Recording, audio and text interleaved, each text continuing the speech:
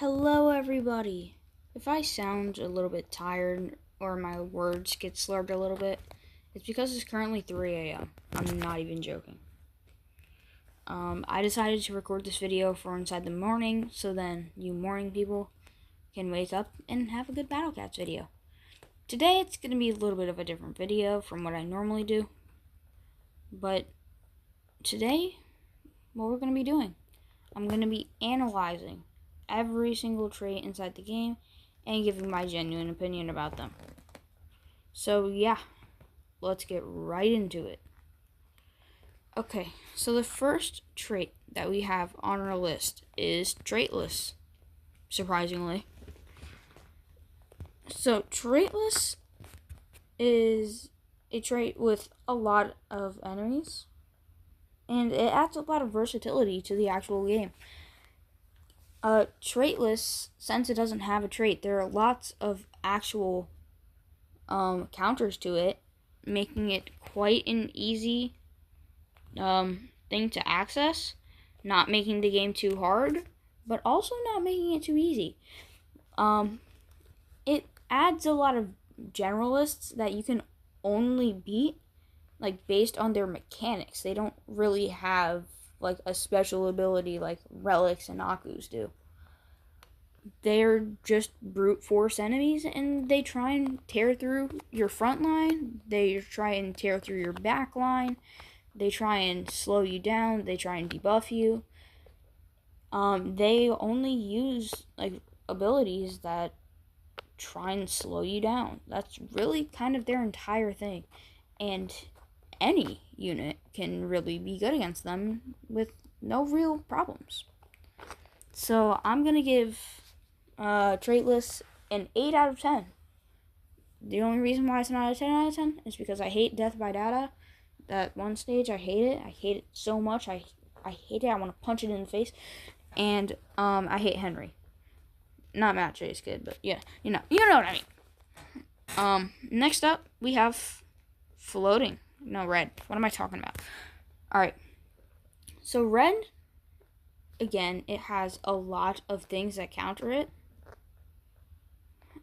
But you don't really need a counter to it, because Reds, since they're so versatile and they have a lot of counters to it, you don't really need a counter to it. Like, there's not really many Red enemies that have a specific thing that you need a specific unit for to actually beat.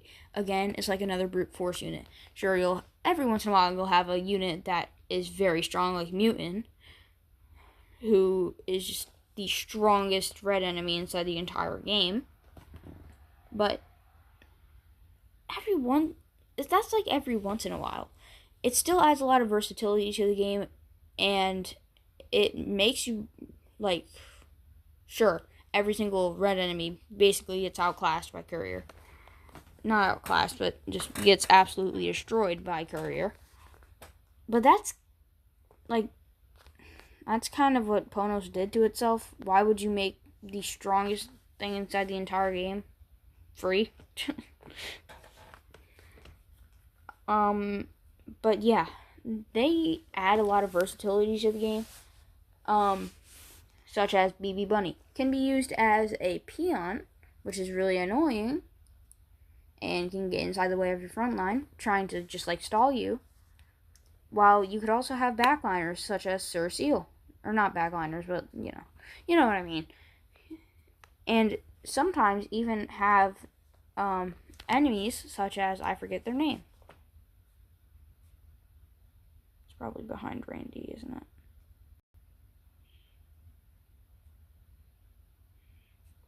Give me a second to find it, because I forget their name and I want to learn all the found them. You could have something like Hacky hitting the back line of all your units. Red just has so much versatility and so much stuff happening.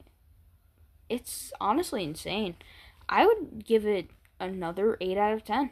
Very, very nice. Next we have Floating, and I hate Floating. I mean, like, all floating is basically the same. They don't really have any abilities, and they're kind of just like a side trait. Let's be honest. Any actual dangerous floating enemy, there's only like 2 pure floating enemies that I can think of that are actually like difficult to beat. And one of them might not even like be technically a full floating enemy because it has Sage. 2 that I'm thinking of is that big old owl with the surge that I hate, and Socrates. Socrates. And both of them just kind of get completely cooked by Octopus and Fishman. Even if you don't have Octopus or Fishman, they still get absolutely folded by most units. And the Battle Cats is meant to be a tough game with a tough challenge. So why should it be so easy for you to beat up one specific type of enemy? You should not be able to bully a specific type of enemy just for like money. Like if you look at some of the most powerful units inside the entire game with floating, it usually has like a second ability. Bun Bun Symbiote, floating an alien. Raging Bahamut Cat, floating an alien. Go through here, floating an alien. This one's just floating, but let's be honest, it's not that big of a problem. Go through here. Floating alien, floating. And it's still not that big of a problem. Floating, this is an actual threatening enemy. Still gets outclassed by Fishman. Oh no, we're inside the relic part. Floating and relic. It's kind of just used as like a secondary sort of trait. It's not really used as like a main trait most of the time. And whenever it is, it's kind of bad. So that's why I'm only giving floating a 5 out of 10. I know, people are going to get really upset about that, but I'm just telling the truth. Dark gets completely outclassed by Racist Bird. And most other units, such as Bomber Cat and Dark Laser, can just completely outclass them in a very simple way. Bomber Cat freezes them. Dark Laser kills them with a wave. It's that simple to kill most dark enemies. And if you have any cats that are like Ultra Kasajiza, you will have a dark killing machine. Sure, they're like a money drop, but let's be honest. Even though I would say that they are one of the best things inside the game, because most stages without them would like feel kind of empty. I've never actually like went to a stage with black and felt like it was unfair, except for that one stage with the black elephant, and it just sprays you with water, and then you just get frozen, or whatever it was. You get slowed. That was annoying, and I hated that one because it was unfair. But honestly, out of anything, I would say that it's not a very good type of trait. Like, sure, it can be used, but it's very difficult to actually like implement it into your level compared to something like the next thing that we're going to talk about, which I'm pretty sure is in fact, I'm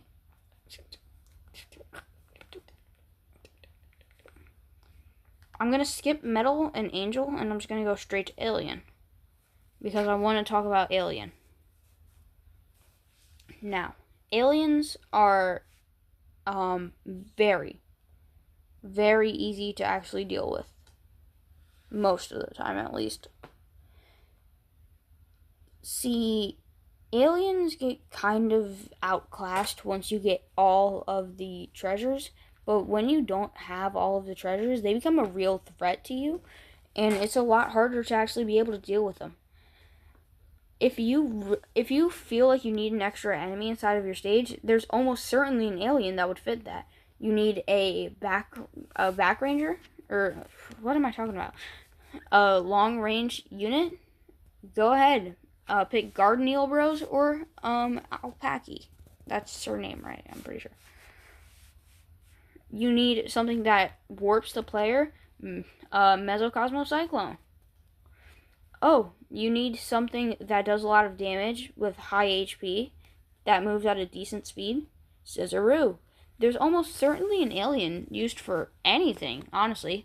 That's why I'm giving Alien a 10 out of 10. I know, crazy. Metal.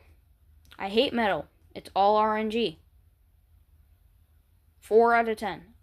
There's not really any versatility with metal. Like, there's like 7 metal enemies inside the game, and I understand why. I mean, if you don't count like all the birthday cakes and whatever, there's only like 7. And I understand completely why that is. It's really annoying and super impossible to deal with. Next up, we have the Angel trait. I believe that angels get a lot of hate because of Papu. Now, personally, I feel like angels, they can be really annoying, especially like Clonal Ascendant or whatever their name is. They're really annoying sometimes, but at other times they can actually be like a good backliner and actually set up some sort of challenge for you. Before, if you didn't have, Clonal Ascendant on floor 44 of the Heavenly Tower, it would be a lot easier of a stage. But if you actually have it, it actually turns from like a 9-star stage all the way up to an 11, maybe even 12-star stage. And that's why I'm giving Angels, because of their versatility, a 7 out of 10. Next up, Zombie. 10 out of 10. I don't even need to elaborate. You need something to be annoying and like an annoying peon? Thrillers. You need something to actually be able to get to the enemy base. Literally like any zombie, they burrow under you. There's only one problem with zombies, and it's that Holy Blast is too strong. Like, straight up. If you have a Holy Blast and you just hit zombies while they're burrowed underground, they're going to lose 45% of their HP at max level. That's insane. That's kind of the only thing that they're held back by. But if you need, like, anything, like a really annoying zombie that comes back over and over, Zamel.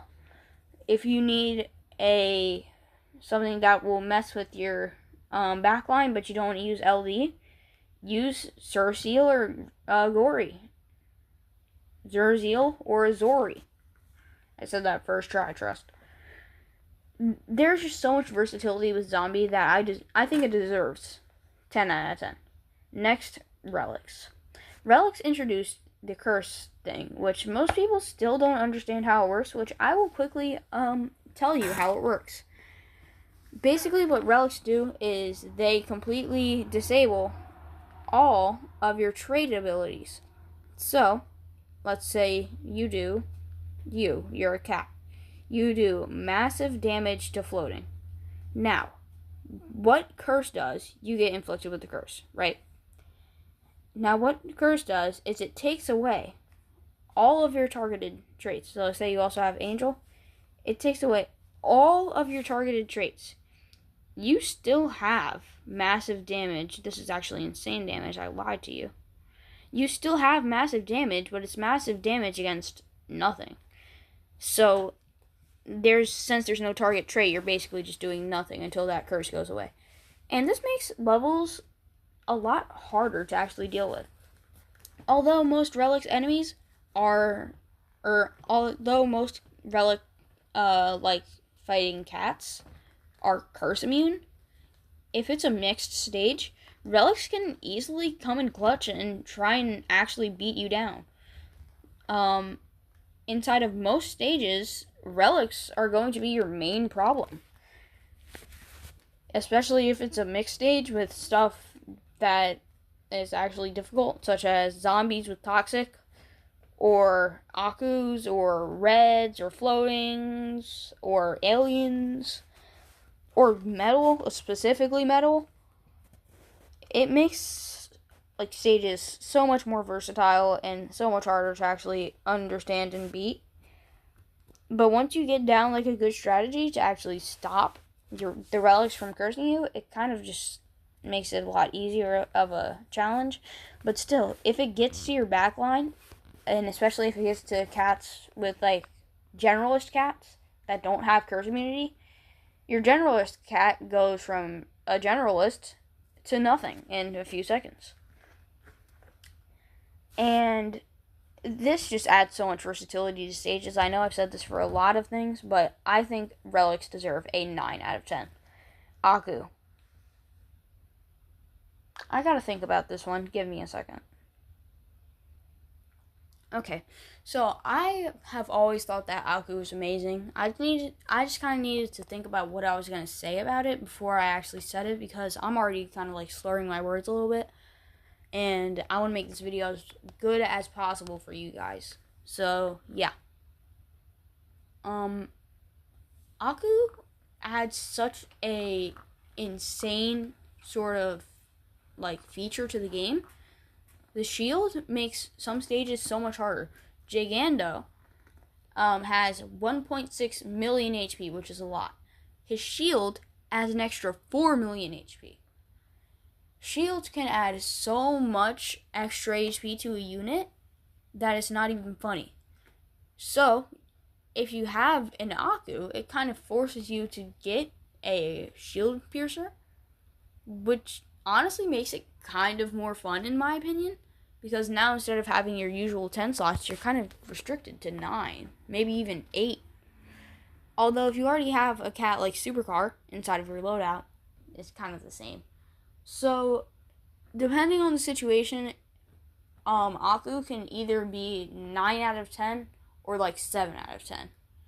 Every once in a while, there will be a chance where it's at 10 out of 10, but Akus are always inside the range from 7 out of 10 to 10 out of 10 for me. In my opinion, Akus are one of the best traits. So that was my analysis on what I think the best traits are. Feel free to comment down below if you think that something could have been changed or you want to switch up the ranking a little bit. If you think that, metals should be higher up on the list, or darks or floating should be higher up on the list, feel free to let me know. I will be replying to any comments on the video. So, yeah. Comment if you feel like anything should be changed. Anyway, peace out, y'all.